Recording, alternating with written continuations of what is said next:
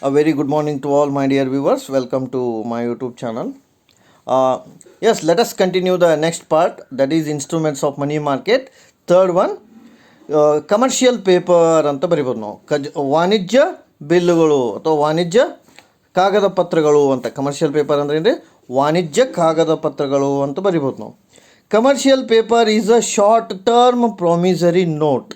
Commercial paper is a short term promissory note. ಕಡಿಮೆ ಅವಧಿಗೆ ಒದಗಿಸಿರ್ತಕ್ಕಂಥ ಭದ್ರತಾ ಕಾಗದ ಪತ್ರ ಅಂತ ಕರಿತೀವಿ ನಾವು. ಕಮರ್ಷಿಯಲ್ ಪೇಪರ್ ಅಂದರೆ ಏನ್ರಿ? ಭದ್ರತಾ ಕಾಗದ ಪತ್ರ ಅಂತ ಬರಿಬೋದು ನಾವು. It is unsecured. ಆ್ಯಕ್ಚುಲಿ ಭದ್ರತಾ ಕಾಗದ ಪತ್ರ ಅನ್ನೋಕ್ಕಿಂತನೂ ಸೆಕ್ಯೂರಿಟಿ ಅದರಲ್ಲಿ ಕಮ್ಮಿ ಇರುತ್ತೆ ಅಂತ ಹೇಳ್ಬೋದು. And it can be transferred by endorsement. No, this is a very important point.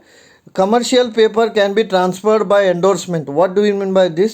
It can be transferred from one person to another person or from one institution to another institution ಅಂತ. So ಒಬ್ಬರಿಂದ ಇನ್ನೊಬ್ಬರಿಗೆ ವರ್ಗಾವಣೆ ಆಗಬಲ್ಲಂಥ ಸಲಕರಣೆ, ಅದಕ್ಕೆ ನಾವೇನಂತ ಕರಿತೀವಿ? Transferable ಅಂತ. And it is also called as a negotiable which can be delivered with a fixed maturity period ಅಂತ. Which can be delivered with a fix maturity period ಅಂದರೆ ಏನು? ಸ್ಥಿರವಾದಂತಹ ಅವಧಿಗೆ ನಾವು ಇದನ್ನು ಹೊರಡಿಸಬಹುದು. ಸ್ಥಿರ ಅವಧಿಗೆ ಸಂಬಂಧಪಟ್ಟಂತೆ ವಾಣಿಜ್ಯ ಕಾಗದ ಪತ್ರಗಳನ್ನು ನಾವು ಹೊರಡಿಸಬಹುದು ಅಂತ.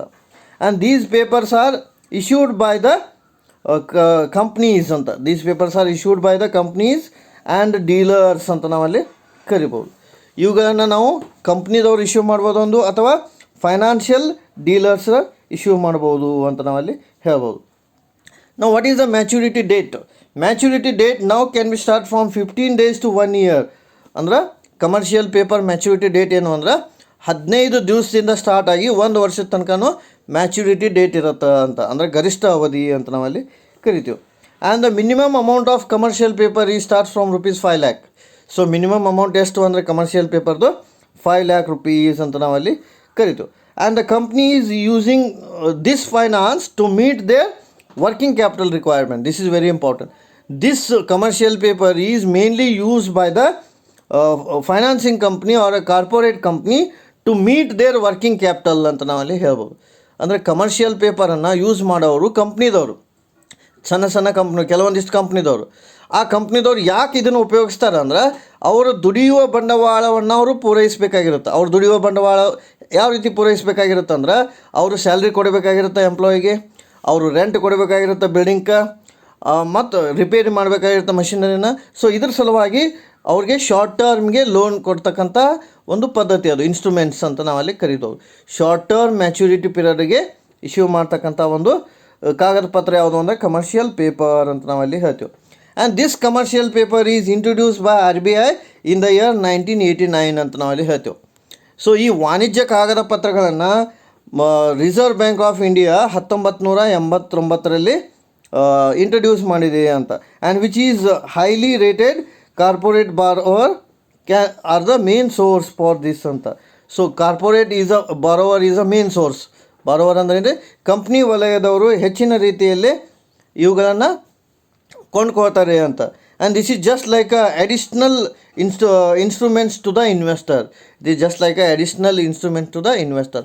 ಅಂದರೆ ಹೂಡಿಕೆದಾರರಿಗೆ ಸಿಗತಕ್ಕಂಥ ಒಂದು ಹೆಚ್ಚಿನ ಪ್ರಯೋಜನ ಯಾವುದಪ್ಪ ಅಂದ್ರೆ ಕಮರ್ಷಿಯಲ್ ಪೇಪರ್ ಅಂತ ನಾವಲ್ಲಿ ಹೇಳ್ಬೋದು.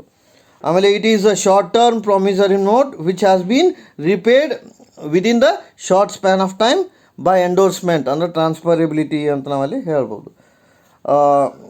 ಆಮೇಲೆ what are the some features which we can understand. Commercial paper ಅಂದರೆ ಅದರ ಲಕ್ಷಣಗಳು ನೋಡೋಣ. ಇಟ್ಟು ತನಕ ಇದು ಅದನ್ನೇ ಪಾಯಿಂಟ್ ಪ್ರಕಾರ. First one is it is a promissory note, ಅಂದರೆ ಭದ್ರತೆ.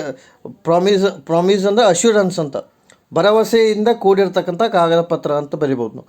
ಪ್ರಾಮಿಸರಿ ನೋಟ್ ಅಂದರೆ ಭರವಸೆಯಿಂದ ಕೂಡಿರ್ತಕ್ಕಂಥ ಕಾಗದ ಪತ್ರ. And it is a negotiable ಅಂದರೆ ಟ್ರಾನ್ಸ್ಫರೇಬಲ್, ವರ್ಗಾವಣೆ ಮಾಡಬಹುದಾದಂಥ ಕಾಗದ ಪತ್ರ. And it starts from ₹5 lakh, 5 lakh ರೂಪಾಯಿಯಿಂದ ಪ್ರಾರಂಭಿಸಬಹುದಾದಂಥ ಒಂದು ಕಾಗದ ಪತ್ರ ಅಂತ ನಾವಲ್ಲಿ ಕರಿತೀವಿ. And it is a fixed maturity period, ಸ್ಥಿರ ಅವಧಿಯನ್ನು ಒಳಗೊಂಡಿರತಕ್ಕಂಥ ಕಾಗದ ಪತ್ರ ಅಂತ ನಾವಲ್ಲಿ ಬರಿಬೋದು. And it meet working capital requirement of companies, company ವಲಯದ ದುಡಿಯುವ ಬಂಡವಾಳವನ್ನು ಪೂರೈಸತಕ್ಕಂತಹ ಒಂದು ಕಾಗದ ಪತ್ರ ಅಂತ ನಾವಲ್ಲಿ ಬರಿಬೋದು. So this is about the commercial paper. So ಇದು ಮೂರನೇ ಇನ್ಸ್ಟ್ರೂಮೆಂಟ್ಸ್ ಆಫ್ ಮನಿ ಮಾರ್ಕೆಟ್ ಅಂತ ಹೇಳ್ಬೋದು. ನಾವು let us discuss the fourth instruments of money market, that is certificate of deposit ಅಂತ ನಾವಲ್ಲಿ ಕರಿತೀವಿ. ಯಾಕೆ ನಾ ಈ ಕ್ವಶನ್ ಡಿಟೇಲಾಗಿ ಎಕ್ಸ್ಪ್ಲೇನ್ ಮಾಡತ್ತೀನಿ ಅಂದರೆ ಇದು ಭಾಳ ಇಂಪಾರ್ಟೆಂಟ್ ಕ್ವಶನ್ ಇದೆ, ಹಾಗಾಗಿ ಪಾರ್ಟ್ ಬೈ ಪಾರ್ಟ್ ಮಾಡತ್ತೀನಿ, ಸ್ವಲ್ಪ ಡಿಟೇಲಾಗಿ ನೋಡಿರಿ. ಸರ್ಟಿಫಿಕೇಟ್ ಆಫ್ ಡೆಪಾಸಿಟ್ಸ್, ಠೇವಣಿ ಪ್ರಮಾಣ ಪತ್ರ ಅಂತ ನಾವಲ್ಲಿ ಕರಿತೀವಿ. Certificate of deposits are the time deposits which is having a specific maturity ಅಂತ ನಾವಲ್ಲಿ ಕರಿತೀವಿ. ಸೊ ಠೇವಣಿ ಪ್ರಮಾಣ ಪತ್ರ ಅಂದ್ರೆ ಸಮಯಕ್ಕೆ ಸಂಬಂಧಪಟ್ಟಂಥ ಪ್ರಮಾಣ ಪತ್ರವಾಗಿದ್ದು ಸ್ಥಿರ ಅವಧಿಯನ್ನು ಒಳಗೊಂಡಿರುತ್ತದೆ ಅಂತ ನಾವಲ್ಲಿ ಕರಿತೀವಿ. And this certificate of deposit is also bearer in nature. Bearer means transferable in nature. So ಠೇವಣಿ ಪ್ರಮಾಣ ಪತ್ರ ಕೂಡ ವರ್ಗಾವಣೆ ಮಾಡಬಹುದಾದಂಥ ಸ್ವಭಾವವನ್ನು ಒಳಗೊಂಡಿರುತ್ತದೆ. And this can be transferable for traded ಅಂತ. ಟ್ರೇಡೆಡ್ ಅಂದರೆ ಅಂದರೆ ವ್ಯಾಪಾರಕ್ಕೋಸ್ಕರ ವರ್ಗಾವಣೆ ಮಾಡಬಹುದಾದಂಥ ಪ್ರಮಾಣ ಪತ್ರವನ್ನು ಆಗಿರುತ್ತದೆ ಅಂತ ನಾವಲ್ಲಿ ಹೇಳ್ತೀವಿ. And it is also some commercial banks and development bank issues this kind of deposits ಅಂತ. ಅಂದರೆ ಏನ್ರಿ, ವಾಣಿಜ್ಯ ಬ್ಯಾಂಕ್ಗಳು ಮತ್ತು ಅಭಿವೃದ್ಧಿ ಹೊಂದಿರತಕ್ಕಂಥ ಬ್ಯಾಂಕ್ಗಳು ಇಂತಹ ಸಲಕರಣೆಗಳನ್ನು ಇಶ್ಯೂ ಮಾಡ್ತವೆ ಅಂತ. ವಾಣಿಜ್ಯ ಬ್ಯಾಂಕ್ಗಳು ಅಂದರೆ commercial nationalise bank, and development banks ಅಂತ ಲೈಕ್ IDBI, IFCI ಇವೆಲ್ಲ ಏನ್ರಿ development banks. And the statutory liquidity ratio and cash reserve ratio requirements are applicable to them ಅಂತ. ಇವುಗಳಿಗೆ ಎರಡು ಅಪ್ಲೈ ಆಗ್ತವೆ, ಒಂದು SLR, ಇನ್ನೊಂದು CRR ಅಂತ. And there is a no maximum limit on amount of this certificate ಅಂತ. This is another feature. No maximum limit ಅಂದರೆ ಏನ್ರಿ, ಇದರ ಅರ್ಥ ಗರಿಷ್ಠ ನಿರ್ಬಂಧನೆ ಇರೋದಿಲ್ಲ ಅಂತ ನಾವಲ್ಲಿ ಹೇಳ್ಬೋದು. ಎಷ್ಟು ಬೇಕಾದಷ್ಟು ಅಮೌಂಟನ್ನು ಇಶ್ಯೂ ಮಾಡಲಿಕ್ಕೆ ಬರುತ್ತೆ. ಯಾವುದು? ಸರ್ಟಿಫಿಕೇಟ್ ಆಫ್ ಡೆಪಾಸಿಟ್ಸ್ ಅಂತ. Any individual person or a company or a trust or a fund can subscribe this certificate ಅಂತ. ನೋಡಿರಿ, ಹೆಂಗೆ ನೆನಪಿಟ್ಕೊರಿ, ಎನಿ ಇಂಡಿವಿಜುವಲ್ ಅಂದರೆ ಯಾರು ಬೇಕಾದವರು ವ್ಯಕ್ತಿಗಳು, ಎನಿ ಕಾರ್ಪೊರೇಷನ್ ಯಾವ ಬೇಕಾದ ಕಂಪ್ನಿಗಳು, ಎನಿ ಟ್ರಸ್ಟ್ ಅಂದರೆ ಧರ್ಮದರ್ಶಿಗಳು, ಎನಿ ಫಂಡ್ ಯಾವುದೇ ನಿಧಿ, ಸೊ ಇಂತಹ ಪ್ರಮಾಣ ಪತ್ರಗಳನ್ನು ಪಡೆದುಕೊಳ್ಳಬಹುದಾಗಿದೆ ಅಂತ ನಾವಲ್ಲಿ ಕರಿತೀವಿ. Let us discuss some feature. ನೋಡಿರಿ, ಇದ್ರ ಫೀಚರ್ ಏನು ಅಂದರೆ ಸರ್ಟಿಫಿಕೇಟ್ ಆಫ್ ಡೆಪಾಸಿಟ್ದು first one, this is with a specific maturity. ನೆನಪಿಟ್ಕೊರಿ, certificate of deposits can start with a specific maturity. Specific ಅಂದರೆ ವಿಶಿಷ್ಟವಾದಂತಹ ಅವಧಿಯನ್ನು ಒಳಗೊಂಡಿರುತ್ತದೆ. ಠೇವಣಿ ಪ್ರಮಾಣ ಪತ್ರವು ವಿಶಿಷ್ಟವಾದಂತಹ ಅವಧಿಯನ್ನು ಒಳಗೊಂಡಿರುತ್ತದೆ. It is bearer in nature, ವರ್ಗಾವಣೆಯ ಸ್ವಭಾವವನ್ನು ಒಳಗೊಂಡಿರುತ್ತದೆ. ಆಮೇಲೆ it is traded in a secondary market, ದ್ವಿತೀಯ ಮಾರುಕಟ್ಟೆಯಲ್ಲಿ ವ್ಯವಹರಿಸಲ್ಪಡುತ್ತದೆ. And there is a no maximum limit, ಗರಿಷ್ಠ ನಿರ್ಬಂಧನೆ ಇರುವುದಿಲ್ಲ. And subject to SLR and CRR. SLR ಮತ್ತು CRR ಅಪ್ಲೈ ಆಗ್ತೈತಿ ಅಂತ ನಾವಲ್ಲಿ ಹೇಳ್ಬೋದು. So this is about the certificate of deposits ಅಂತ ನಾವಲ್ಲಿ ಕರಿತೀವಿ. ಸೊ ಇಲ್ಲಿ ಎರಡು ನಾವು ಎಕ್ಸ್ಪ್ಲೇನ್ ಮಾಡಿದ್ದೀವಿ. ಯಾವ್ಯಾವ ಎರಡು ಎಕ್ಸ್ಪ್ಲೇನ್ ಮಾಡಿದ್ದೀವಿ? ಒಂದು certificate of deposits, certificate of deposit ಠೇವಣಿ ಪ್ರಮಾಣ ಪತ್ರ ಅಂದರೆ ಏನು ಅಂತ ನೋಡಿದ್ದೀವಿ. ಆಮೇಲೆ ಇನ್ನೊಂದು ಕಮರ್ಷಿಯಲ್ ಪೇಪರ್ ಅಂದರೆ ಏನು ಅಂತ ನೋಡಿದ್ವಿ ನಾವು.